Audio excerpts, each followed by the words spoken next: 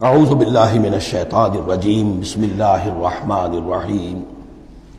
وَإِذَا جَاءَهُمْ أَمْرٌ مِّنَ الْأَمْرِ، انہی منافقین کا ایک اور روش، جب ان کے پاس کوئی خبر پہنچتی ہے کسی بات کی، من الامن او الخوف، امن کے بارے میں یا خوف کے بارے میں، کہیں سے خبر آ گئی کہ فلاں قبیلہ چڑھائی کرنے کی تیاری کر رہا ہے، حملہ کرے گا، اذاعوا بہ، تو وہ اس کو پھیلا دیتے ہیں، نشر کر دیتے ہیں، عام کر دیتے ہیں، تاکہ لوگوں میں خوف اور ہراس پیدا ہو جائے۔ یہ اسی سے اذاع کا لفظ آج کل بنا ہوا ہے، ریڈیو کو، نشر کو، براڈ کاسٹنگ کے لیے یہ لفظ ہے عربی کا، جدید عربی کا۔ اذاعۃ الجمہوریۃ المتحدۃ العربیہ، یہ جو ریڈیو ہے، this radio of United Arab republic, یہ میں سنا کرتا تھا کبھی، شیخ عبد الباسط عبد الصمد کی قرات ہوا کرتی تھی مصر سے،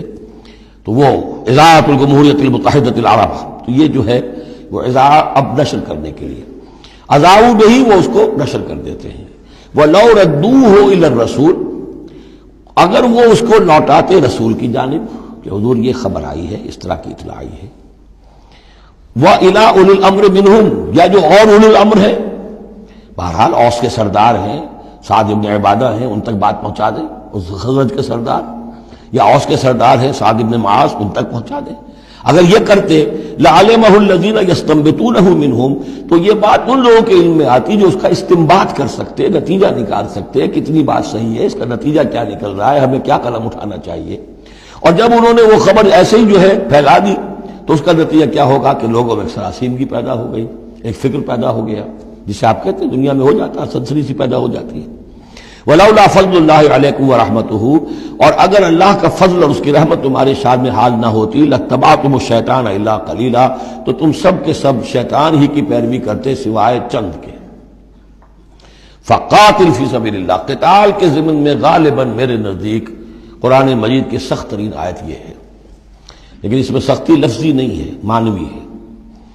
فَقَاتِلْ فِي سَبِيلِ اللَّهِ، تو اے نبی آپ تو جنگ کریں اللہ کی راہ میں،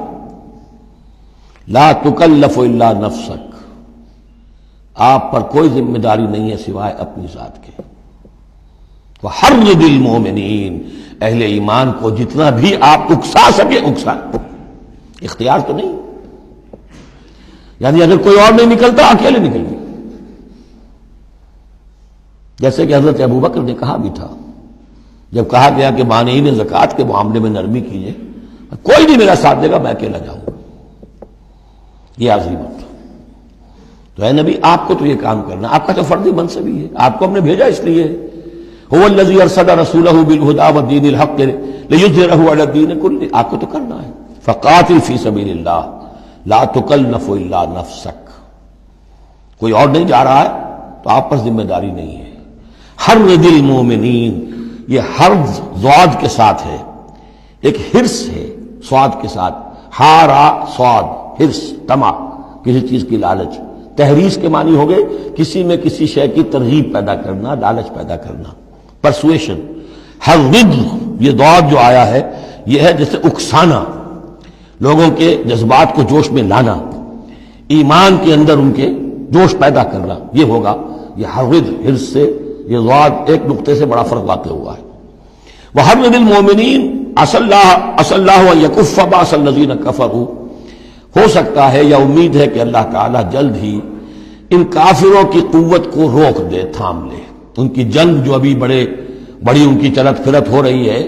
ابھی یہ کچھ عرصے کی بات اور ہے، وہ وقت بس آیا چاہتا ہے کہ ان میں دم نہیں رہے گا، اس لیے کہ سن 5 میں، یوں سمجھیے یہ سن 4 میں نازل ہو رہی ہے سورہ نساء، سن 5 میں سورہ احزاب ہے،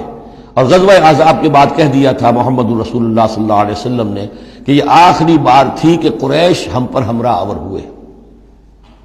لن یغزوکم قریش بعد عامہم ھذا ولکنکم تغزونہم، اے مسلمانوں بس قریش کی بس ہو گئی ہے، اب وہ آئندہ کبھی تم پر حملہ آور ہونے کی ہمت نہیں کر سکتے، اب تو تم ان کے اوپر ان کے خلاف اقدام کرو گے۔ اس لیے 6 سال میں اگلے سال آپ نے سفر کیا عمرے کا، ٹریٹی ہو گئی، انا فتحنا لک فتحا مبینا، صلح حدیبیہ، اور اس کے بعد 7ویں سال میں اللہ تعالیٰ نے فتح خیبر عطا فرما دی، اور 8ویں سال میں مکہ فتح ہو گیا، وہ ایک کے بعد دوسری جو تالے ہیں وہ کھلتے چلے گئے، اور اسی وقت وہ پھر سورہ صف نازل ہو گئی تھی کہ اب وَأُخْرَىٰ تُحِبُّونَهَا نَصْرٌ مِّنَ اللَّهِ وَفَتْحٌ قَرِیب، یہ بھی غزوہ احزاب کے فوراً بعد نازل ہوئی کہ اے نبی بشر المومنین، اہل ایمان کو بشارت دے دیجئے کہ وہ سخت دور گزر گیا، اب اللہ کی طرف سے نصرت اور فتح تمہارے قدم چوما چاہتی ہے۔ عسى اللہ ان یکف باس الذین کفروا، امید ہے کہ اللہ تعالیٰ ان کافروں کی قوت کو تھام لے گا، ان کی جنگ کو روک دے گا۔ واللہ اشد باس واشد تنکیلا، اور یقیناً اللہ تعالیٰ بہت سخت ہے جنگ میں بھی، قوت میں بھی، اور سزا دینے میں بھی، اور سختی اور عقوبت میں بھی۔ صدق اللہ العظیم۔